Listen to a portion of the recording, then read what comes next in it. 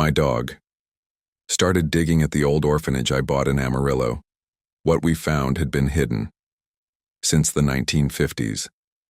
The wind in the Texas panhandle has a voice. It's not a gentle whisper like you might get in the hill country. It's a lonesome, searching sound that scours the flatlands and pushes at anything stubborn enough to stand in its way. It's the first thing you hear in the morning and the last thing you hear at night. For 48 years I'd learned to read its moods. The dry, dusty sigh of a coming drought, the sharp, cold bite of a norther, the low hum that meant rain was on its way to bless the plains. My name is Jack McAllister, and this land is in my bones, soaked into my blood, same as the water from the Ogallala aquifer that feeds our stock tanks. My Australian shepherd, Dusty, heard things in that wind I never could. He was a blue merle with one eye the color of a summer sky and the other a deep, knowing brown. He wasn't just a dog. He was my shadow, my partner, the silent keeper of my thoughts since my wife, Mary, passed 6 years ago. We ran this ranch, me and him and my 16-year-old daughter, Sarah. It was a good life, a hard life, carved out of this endless expanse of earth and sky by my grandfather, Thomas, and his father before him. We ran about 500 head of Angus cattle and a dozen solid quarter horses, enough to keep us busy from can see to can't see. The old orphanage sat on the far western edge of our property, a piece of land I'd just acquired from the county auction. St. Jude's Home for Children. The faded sign above the porch roof still proclaimed, though it hadn't housed a child since Truman was in office. It was a 2-story clapboard skeleton, its windows like vacant eyes staring out over a dry creek bed thick with mesquite and prickly pear. I bought it for the acreage, another section to add to our grazing rotation, a buffer against the encroaching world. The building itself was a teardown, a relic of a forgotten time. Or so I thought. We were checking the fence line along that new parcel one late afternoon in October. The sun was a fiery orange smear on the horizon, painting the clouds in shades of bruised purple and rose.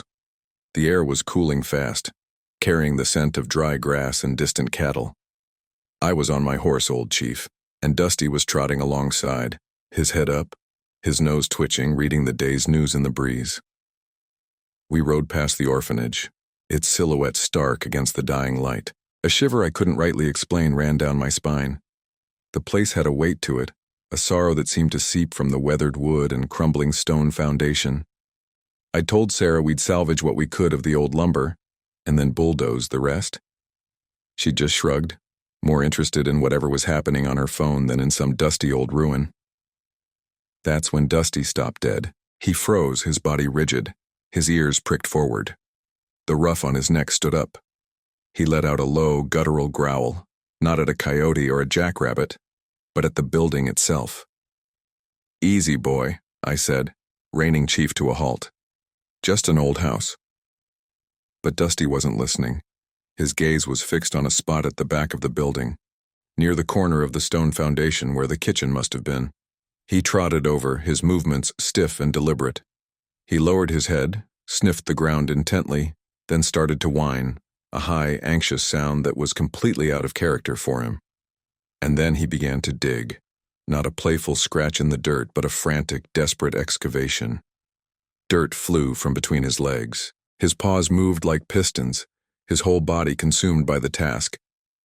"Dusty, hey," I called, swinging down from Chief.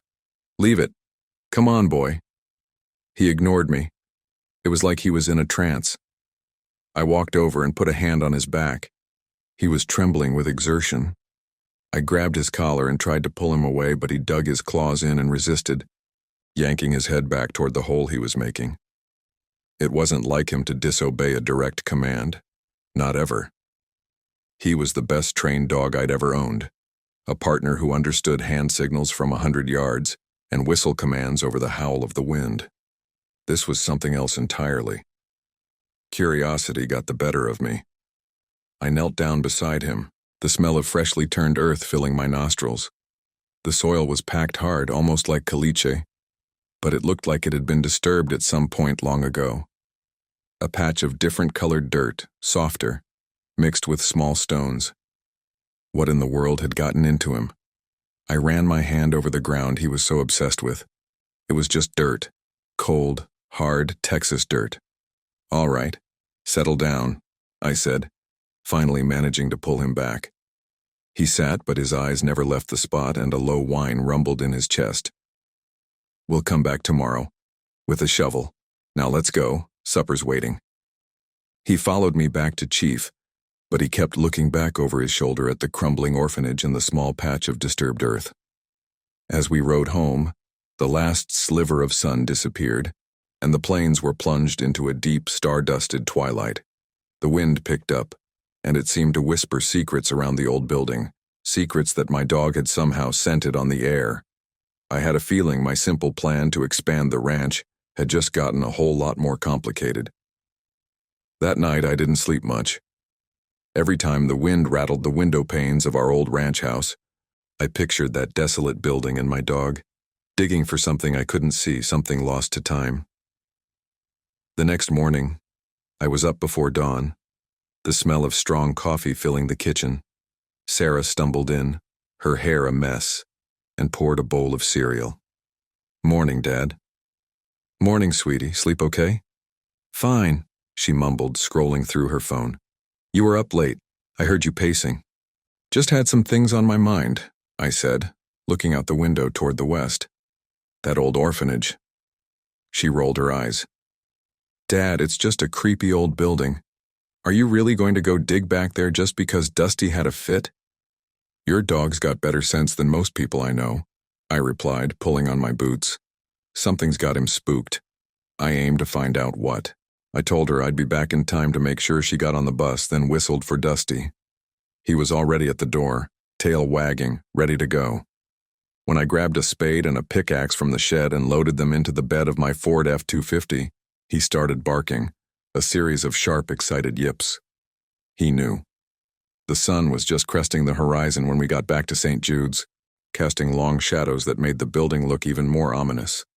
Dusty jumped from the truck before I'd even put it in park and sprinted straight for the spot from yesterday. He started sniffing and whining, looking back at me as if to say, right here. This is it. All right, I hear you, I grumbled, grabbing the tools. The ground was even harder than I'd thought. For the first hour, the pickaxe just bounced off the sun-baked soil, sending up puffs of red dust. Sweat dripped from my brow and stung my eyes. The only sounds were the clang of steel on earth, my own ragged breathing, and Dusty's occasional encouraging whimper. I was starting to think Sarah was right, that I was a fool chasing a ghost at a dog's behest. I was about to give up, to chalk it up to a prairie dog den or a buried coyote, when the spade hit something that wasn't rock. It was a dull, metallic thud.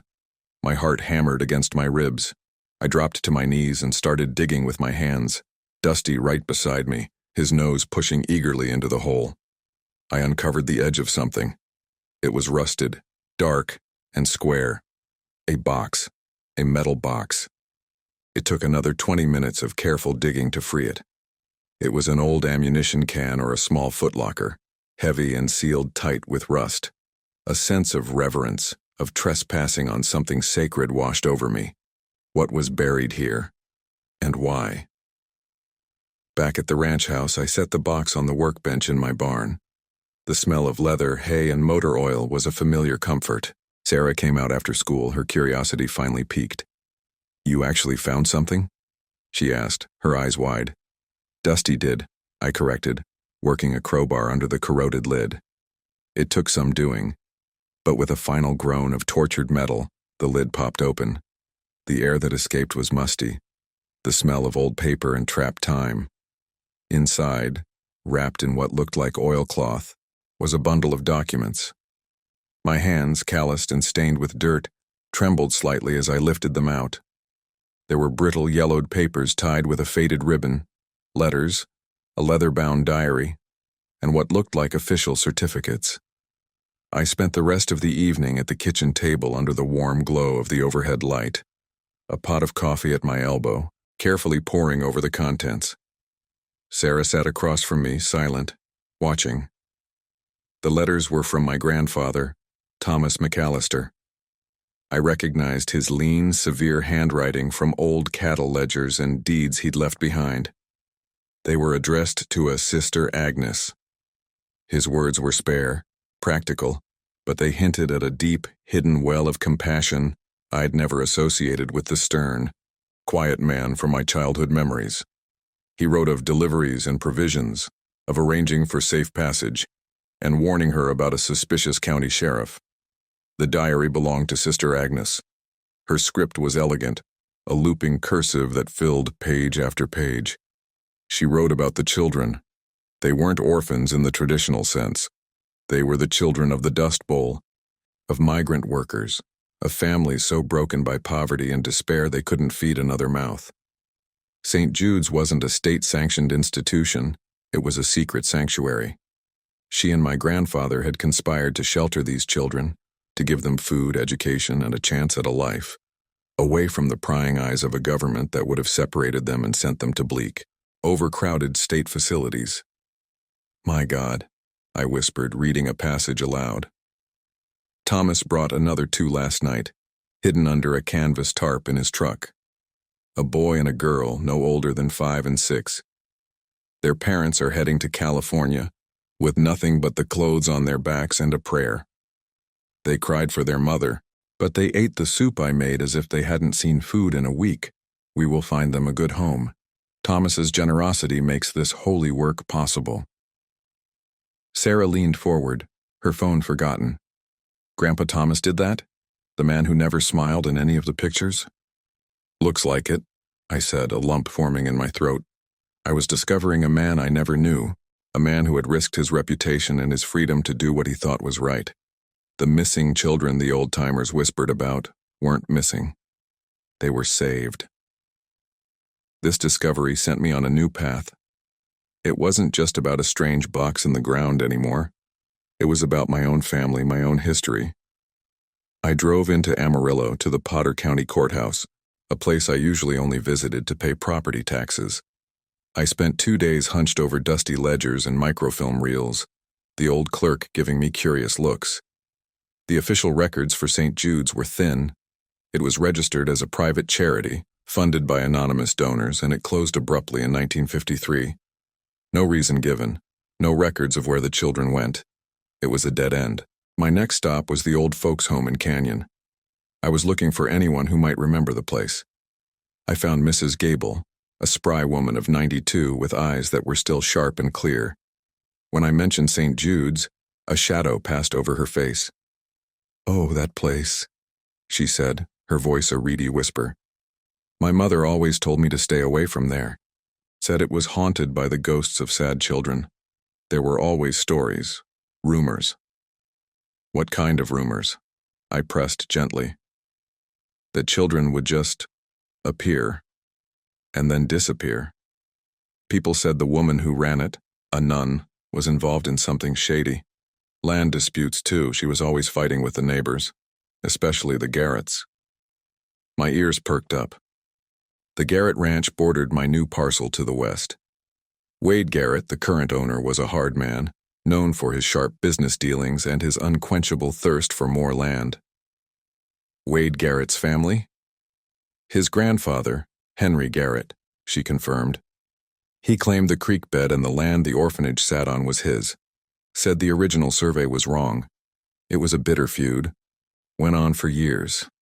After the place shut down, Henry just sort of took the land over. No one ever challenged him on it. I thanked Mrs. Gable for her time, a new piece of the puzzle clicking into place. The feud, the land, the secrets.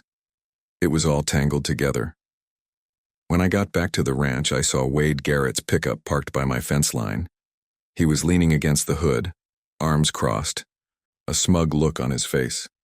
He was a big man running to fat with a face reddened by the sun and whiskey. "McAllister," he grunted as I pulled up. "Heard you've been doing some archaeology over at that old wreck." "Just clearing the property, Wade," I said, keeping my voice even. "Right, look, I'll get straight to it. That parcel you bought, there's always been a question about the true boundary line. My granddaddy always said that creek was the line. That would put the old building and a good 20 acres on my side. The county plat map says otherwise," I said, my hand tightening on the steering wheel. "Maps can be wrong. Look, I'm prepared to make you a fair offer for the whole parcel, Save you the trouble of bulldozing that dump. Let's say 50 cents on the dollar what you paid for it. It wasn't an offer, it was an insult, a power play. He was testing me. It's not for sale, Wade. He pushed himself off the truck. You think about it, Jack, some things from the past are best left buried. You might not like what you dig up. He climbed into his truck and roared off, leaving a cloud of dust in his wake. It was a threat, plain and simple. He knew something, or he suspected something, and he was scared of what I might find. His threat only hardened my resolve. That night I went back to the box. Tucked at the very bottom beneath the diary and the adoption papers was one more document. It was a quitclaim deed, handwritten on heavy parchment, dated 1953. It was signed by Sister Agnes, transferring ownership of the orphanage and an additional parcel of land, 160 acres described by metes and bounds, referencing old stone markers in the creek bed, to Thomas McAllister. It was in recognition of his unfailing support and Christian charity. The deed had been witnessed and notarized, but there was no filing stamp from the county clerk. It had never been officially recorded. My breath caught in my chest. I spread my own property map on the table and traced the boundaries described in the old deed.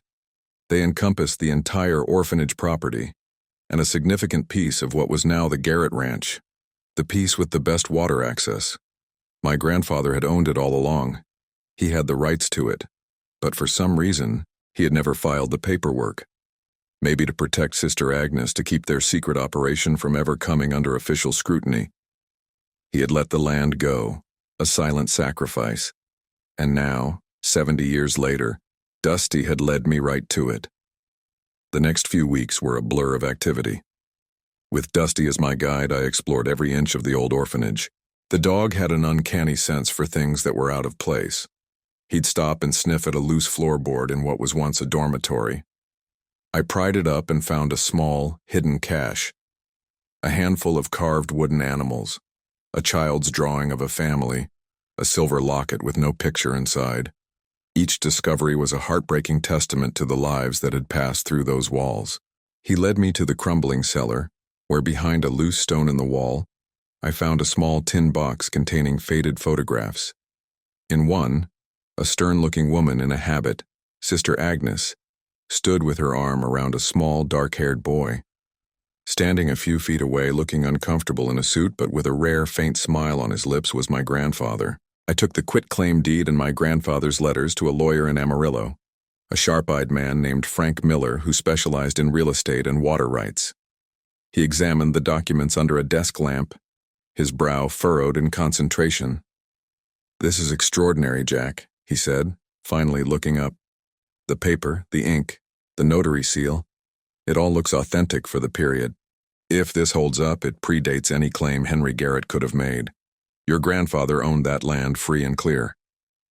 So what happens now?" "Now," Frank said, leaning back in his leather chair, "we send a certified letter to Mr. Wade Garrett, informing him of your claim. I suspect he won't take it well." Frank's suspicion was an understatement. 2 days later, Wade Garrett's truck came tearing down my driveway, spitting gravel. He stormed up to my porch, his face purple with rage. I met him at the door, Dusty standing beside me, a low growl rumbling in his chest. "What kind of stunt are you trying to pull, McAllister?" he bellowed, waving the letter in his fist. "This is a joke, a forgery." "It's no forgery, Wade. It's my family's history, my grandfather's land." "Your grandfather was a fool who let that land go fallow. My family has worked that land for 70 years. We've paid taxes on it. It's ours. Your grandfather was a bully who took advantage of a situation to steal land that wasn't his." I shot back, my own anger rising. He knew my grandfather wouldn't fight him on it, not without exposing what he was doing for those kids. But I'm not my grandfather. "You'll be hearing from my lawyer," he snarled. He turned to leave, then stopped and pointed a thick finger at me. "You and that mutt of yours better stay off my property." He spat on the ground and stormed back to his truck. The battle lines were drawn. The whole town was soon buzzing with the news. People took sides. The Garretts were a powerful family, but the McAllisters were respected. We'd been here just as long, quiet and steady. I started getting phone calls, some of support, some telling me to back down, to not stir up old trouble. Sarah had to deal with whispers at school. It was hard on her, but to her credit, she stood tall. "They're just jealous, Dad," she told me one night. "They don't have a story like this in their family." She was right. This was about more than land now. It was about honor. The lawyers exchanged letters. Wade's legal team demanded proof, questioned the authenticity of the deed, and threatened a long, expensive court battle that they knew I could ill afford. Doubt began to creep in. Was I doing the right thing, risking the ranch's financial stability on a 70-year-old piece of paper a dog had dug up? One evening I was sitting on the porch watching a storm build in the west. The air was heavy, charged with electricity. I felt the weight of my grandfather's secret, of Wade's threats, of the whole town's scrutiny. Dusty rested his head on my knee, looking up at me with his mismatched eyes as if he understood the burden I was carrying. It was his faith, his unyielding certainty, that had started all of this. I owed it to him, and to my grandfather, to see it through. That's when the phone rang. It was Mrs. Gable. "Mr. McAllister," she said, her voice trembling with excitement. "I've been thinking about our conversation, about the names, and one came back to me. A name my mother used to mention when she talked about her cousin, the family that took him in. The name was Peterson. They moved up to Dalhart. It was a long shot, but it was something. The next day, I left Sarah in charge of the ranch and drove the 2 hours north to Dalhart. I spent the afternoon at the local library, looking through old phone books and census records. I finally found a Daniel Peterson, age 81. I drove to his small, neat house and knocked on the door, my heart pounding. An old man with kind eyes and a warm smile answered. I introduced myself and told him my story, feeling a bit like a madman. When I mentioned St. Jude's and Sister Agnes, his eyes filled with tears. "I was one of her boys," he said, his voice thick with emotion. "My name wasn't always Peterson. I was Daniel. I don't even remember my last name. My family left me with her when they went west. They had nothing. Sister Agnes and Mr. McAllister, they saved my life. Your grandfather was a good man, a quiet saint. He used to bring us peppermint sticks in his coat pocket. He invited me in and showed me a framed photograph on his mantelpiece. It was the same one I'd found in the cellar wall, of Sister Agnes, the small boy, and my grandfather." "That's me," Daniel said, pointing to the boy. "That was the day the Petersons came to adopt me. Your grandfather drove me to their farm himself. He agreed to sign a sworn affidavit to tell his story. He was living proof. He was the truth that Wade Garrett couldn't deny. The final confrontation didn't happen in a lawyer's office. It happened on the land itself. Frank Miller had arranged for a surveyor to come out and locate the old stone markers mentioned in the quitclaim deed. I was there along with Frank, Sarah, and Daniel Peterson, who had insisted on coming. Wade Garrett showed up too, with his lawyer in tow, his face a thundercloud. The surveyor, a young man with a high-tech GPS unit, was having trouble. The landscape had changed over 70 years. The creek had shifted its course. The original markers were likely buried or gone. "See?" Wade sneered. "It's a fool's errand. This document is worthless." I felt a surge of despair. We were so close. And then Dusty, who had been patiently sitting by my truck, suddenly sprang to life. He ran past the surveyor, past the arguing lawyers, his nose to the ground. He darted into a thicket of mesquite about 50 yards away, a place no one had thought to look. He started barking, a sharp, insistent sound that echoed across the plains. "What's that damn dog on about now?" Wade muttered. I walked over to where Dusty was barking. He was scratching at the base of a gnarled old mesquite tree, his tail wagging furiously. I pushed aside the thorny branches. And there it was. Half buried in the dirt and tangled in roots, was a large, flat-topped stone nearly invisible. Chiseled into its surface, faint but still legible, were the initials TM and the year 1953. Thomas McAllister. The surveyor brought his equipment over. He took his readings, checked his maps, and then looked up, a slow smile spreading across his face. "Well, he said. "This is it. This is the northwest corner marker described in the deed.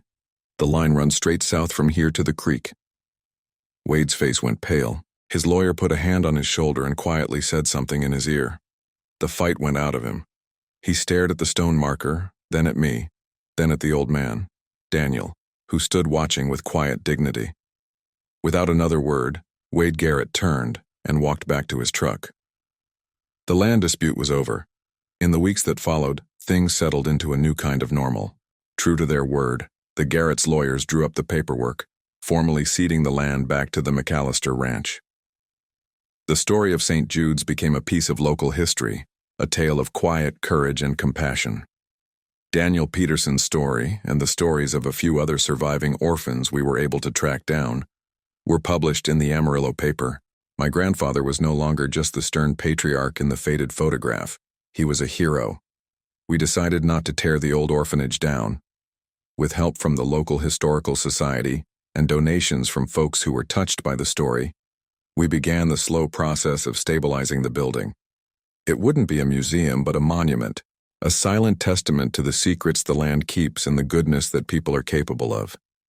Sarah was at the forefront of the project, organizing volunteers and researching the building's history with a passion that made my heart ache with pride. She had found her own connection to this place, to her own roots. One evening, as the sun was setting, I was sitting on the porch steps of the old orphanage. The restoration work paused for the day. The air was cool and clean. Dusty was lying beside me, his head on my lap. I scratched him behind his ears, right in his favorite spot.